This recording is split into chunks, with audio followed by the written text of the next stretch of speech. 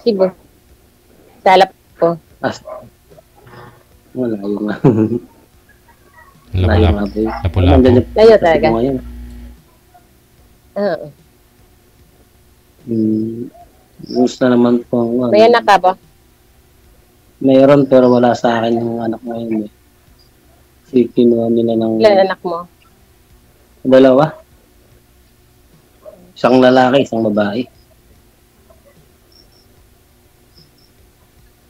Ayun po. Ilan? 3. Malalaki na, maliliit pa. 10. Yung bunso. Tapos 21 yung panay. 19 isa. Ako naman po, 10 yung pangalay. Mag-7 bukas yung kan ka. Bunso. Matagal ka na po bang hiwalay? 12 years na.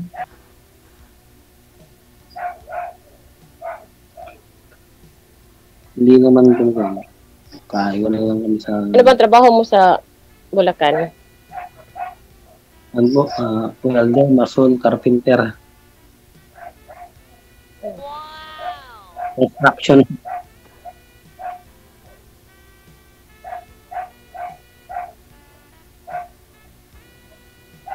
Yun yung pinakakambang ko sa araw-araw. Madam, Yes. pakisagad mo ng ulo mo sa screen. Lumapit ka sa camera. Flat pa. Yung ulo mo isagad sa screen. Para hindi against the light. Ayun ma'am, ano yung pinagkakabalahan niyo? Konting maliit na tindahan po. Okay lang yan. Yan. Matagal na kayo hiwalay. 8 months. 8 months, nabit kailan lang. Magkakabalikan pa kayo niyan. Kasi 8 months pa lang. Married pa. Ano po yung rason, ma'am? Hindi naman, Ano po yung rason? hindi naman, umuwi sa kanila tapos nag-asawa ng iba. Oh.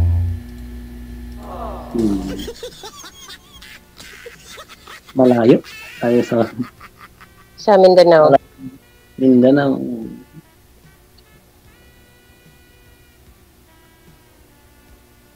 Pag-uwi lang nun, anong katagal mo siya? Umuwi doon, tapos nakapag-asawa agad. Oo, Ganun. 2 buwan. 2 buwan. Umuwi sa kanila. Nagsawa. Hindi niya naisip yung anak niya. Kasi sa loob ng 2 buwan, nakapag-asawa siya.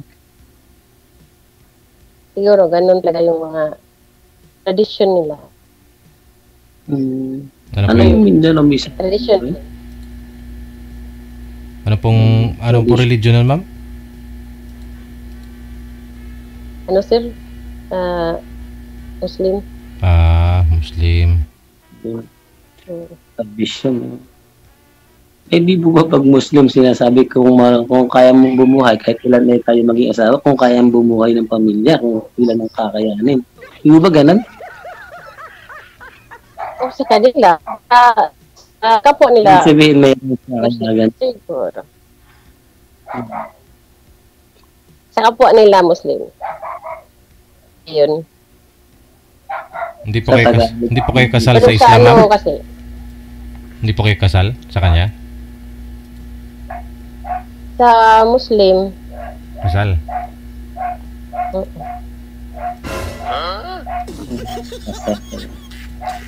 Ay possible dapat so nilapit ko na sa Muslim sa affair.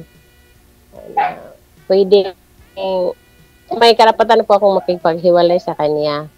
Tapos, ginawa ko na. So, ikaw mismo pala yung nakipaghiwalay, ma'am? Yes, sir. Kasi po, siya. Tapos, lampas na ng 2 buwan. At yun na. Pag lumampas ng 2 Hindi buwan, siya. ganun pa rin. May ano na raw, may reason na daw na pwede makipaghiwalay.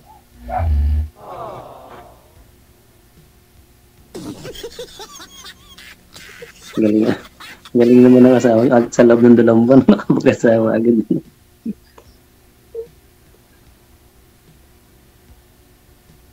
Siguro may hinahanap. Baka hindi nakita sa inyo. Katulad ko rin. Hindi nakita eh. Siguro. Nagre-reklamo pa yung viewers natin. 3 lang kasi yung viewers natin ngayon. Wala nang nanonood sa atin, no? Malabo daw po kayo, ma'am. Try mo nga po, ma'am, ilipat yung cellphone. Kung saan po yung ilaw, dumistansya po kayo sa ilaw. Mahina talaga yung signal niya.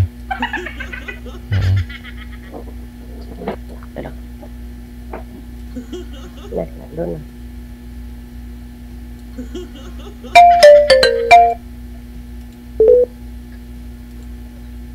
Dyan medyo okay. Dyan na lang po talaga siguro, ma'am. Kay sir naman sobrang dilim.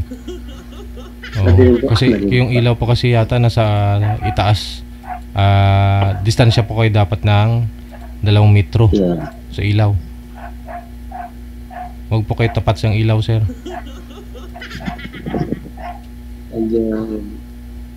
Ayan po, sir.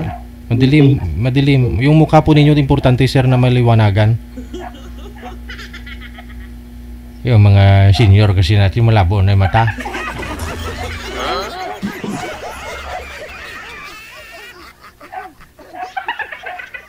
Hindi daw po kayong kandila, sir. Pandilim na. Huwag niyo pong gawin na yung ilaw nasa itaas, nakatapat po kayo sa ilaw. Distansya po kayo sa ilaw ng 2 metro, sir. 2 metro para yung reflect, yung liwanag nasa mukha po ninyo, hindi sa balikat.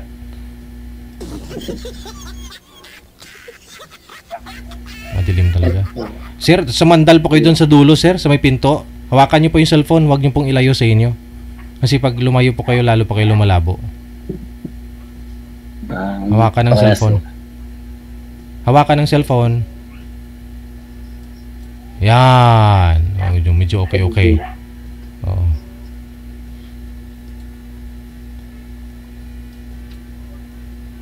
Labo talaga. Ang dilim. Imagine niyo na lang, guys. Kita na yan. Sanay naman kayo mag-imagine.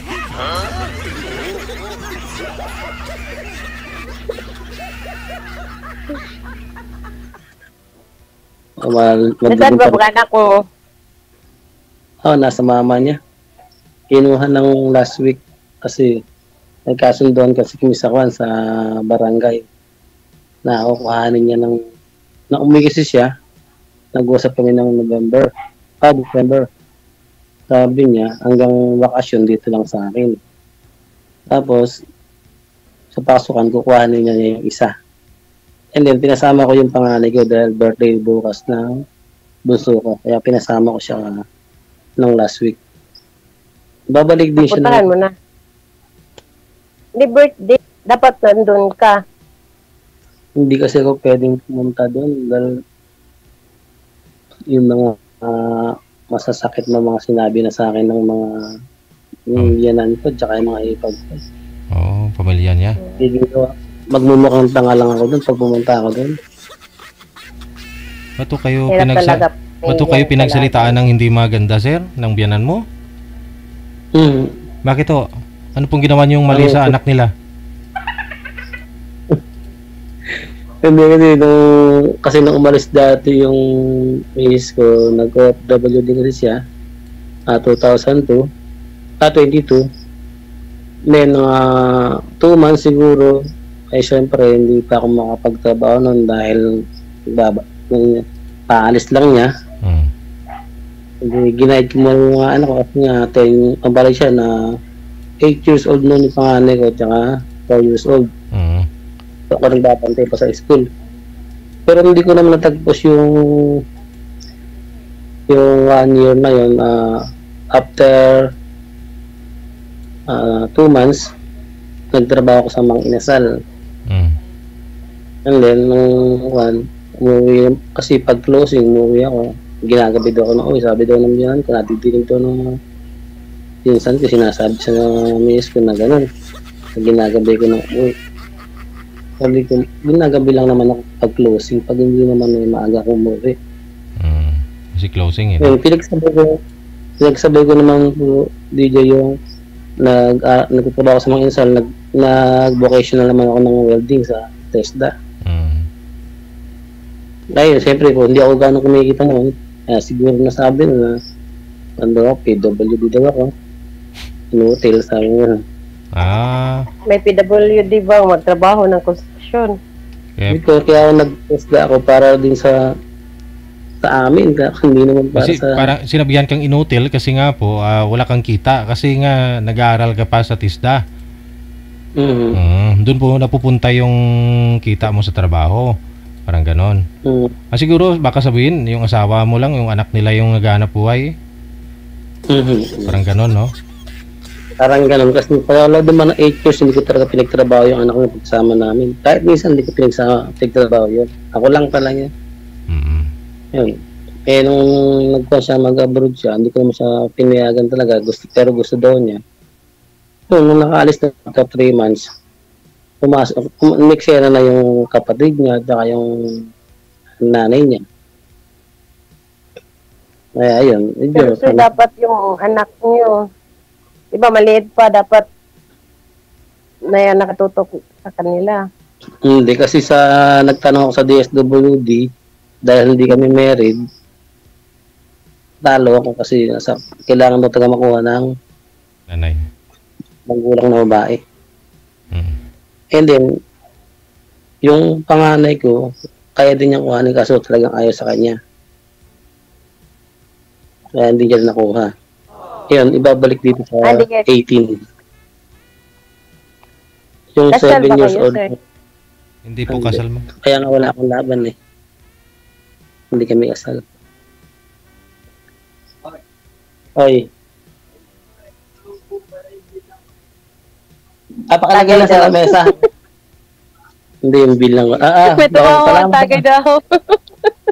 Hindi ako mahilig sa tagay. Bill sa tubig. Kasi maghapon wala ako dito. Pagkagabi lang ako dumarating dahil trabaho. So, mag-isa ka lang dyan. Mag-isa lang ako. Ay, higa. Mag-iisa lang ako dun. Bahay niyo yun? Bahay ko, sarili ko. Ginagawa ko to. Kaya hindi natapos. Yung lupa ko, sarili ko din to. Ewan ko to. Kaya wala nga daw akong pangarap sa buhay. Kaya gano'n. Nung umuwi na siya nitong buwan, siguro may pinakilala sa kanya yung nanay niya, security guard. Nung umuwi siya, yun ang mundo sa kanya. Doon na siya dumaan bago umuwi sa kanila. Yung nanay pa mismo yung sir, naghanap ng ipapalit sa'yo, ganon? Gano'n mo siguro kasi security guard din yung ninang niya. Maaari yung akong baka ayun dalawa na yun ang nag-reto sa kanya. Ayos Baka inisip nila na secured. Kasi security. Secured. Yan lang po siguro yung tingin nila kasi wala po kayong parang wala kang pangarap tingin nila. Tinawag ang inutil PWD kasi baka akala nila yung asawa mo, yung anak nila yung nagpapakain sa'yo, ganun. Ganun siguro ang tingin nila mula nang umalis. 3 months lang naman siya hindi ka nagtrabaho. 2 months, 3 months. Kasi nabayan ko ng trabaho sa mga inasal at saka sa TESDA. Siyempre, hindi ako makakaroon agad ng malaking income noon. Pero dati, nung nasa Maynila ako sa Makati, mga tonto sila, nagmamalaki nila ako. Kung kweke, manugang kweke, matigas sa Tagalog. Sabing ganun. Nang wala na. Di lang na ako ng gusto. Kasi walang pera. Pero, tubong Manila kayo, sir? Hindi, Bulacan talaga. O may probinsya ba? Ah, okay. Tagalog talaga, Bulacan talaga.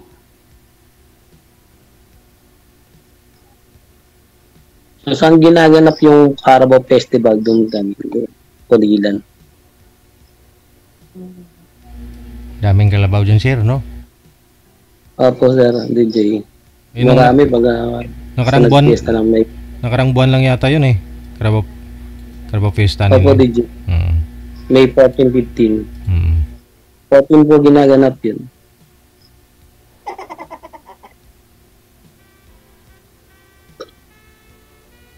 Sumali nga po ako din. Nagpalayan up nga po ako. Nakakilala po ng... Kaya ako naman Nasali mo na ba yan? ngayon pa lang. Kahit tanong kay DJ, ngayon pa lang ako nasumali. Ang tagal lang hiwalay yan, ma'am. Eh, ikaw, 8 months ka palang hiwalay. Sabi niya, yung delegado pa yan, may pag-asa pa akong magkonsela kasi tapos married pa. Oo. Pero tingin ko walang pag-asa. Signal nga ni ma'am, walang pag-asa eh. Labo.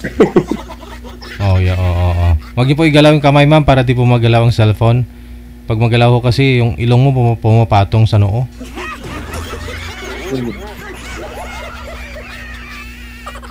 Ilan po yung anak niyo? Niyo po doon, ma'am, sa asawa niyo pong Muslim, ma'am? Ilan po anak ninyo?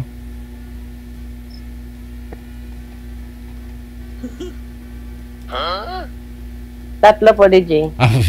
Tagal sumagot ah. Okay, tatlo. Mm.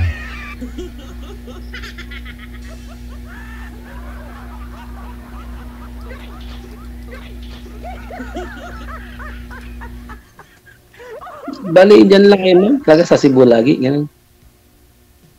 Opo. Tapos Mindanao, ganun. Mindanao, Cebu.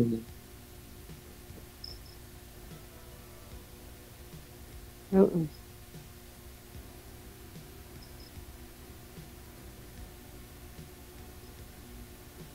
Ngayon ho, madam, ano pong gusto niyo papakasalan po sana kayo ng lalaki? Gusto niyo po ba 'yon? Anong pinapangarap mo maging sa paglaki mo? DJ talaga. Di naman ako kasal. Oo. Di sa Muslim wala namang eh. So bali, Kahit na walang walang marriage contract. oo. So kayo po Muslim din po ba kayo? Nagpa-convert kayo Islam? Ay hindi. So po pwede po pala kayo pakasalan talaga ni Sir Nazario kasi hindi rin po ito kasal doon sa nanay ng mga anak niya. Pwede. Not meron. Mm.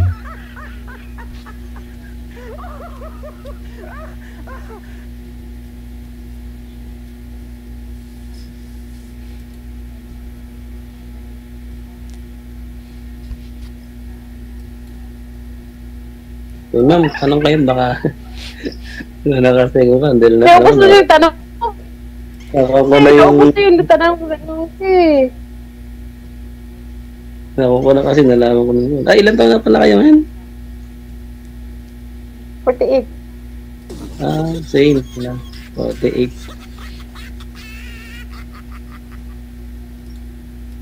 Sa 48 pa lang. Nang Makabuo pa. ano? Anong month?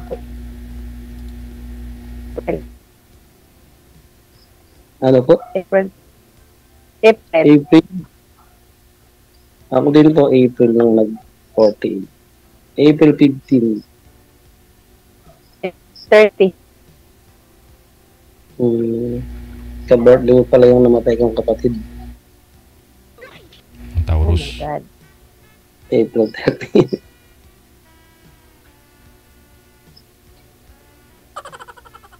Wala. Wala disease na.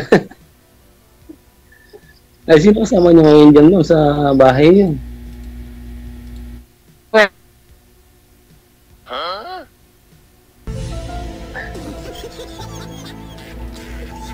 Wala na. Pasmado na yung signal mo, ma'am. Yung bibig mo pumatong na sa ilong.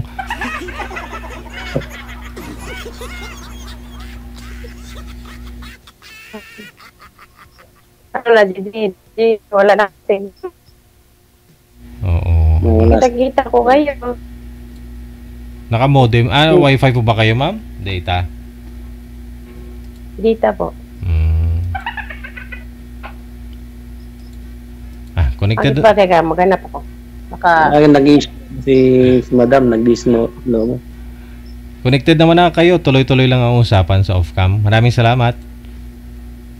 Wala na. Pumipikit ka na po, ma'am. Good night. Thank you, sir. Good luck. Sinisinok ang signal ni girl. Sabi ko nga ho sa inyo, signal lang po ang puhunan.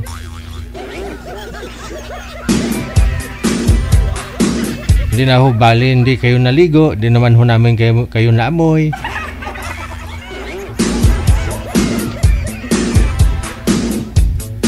Anhin mo naman yung yung bagong ligo ka, no? Bagong reband. May makeup. May may mga kolorito yung mukha. Kung mahina na may signal mo, ay abaho.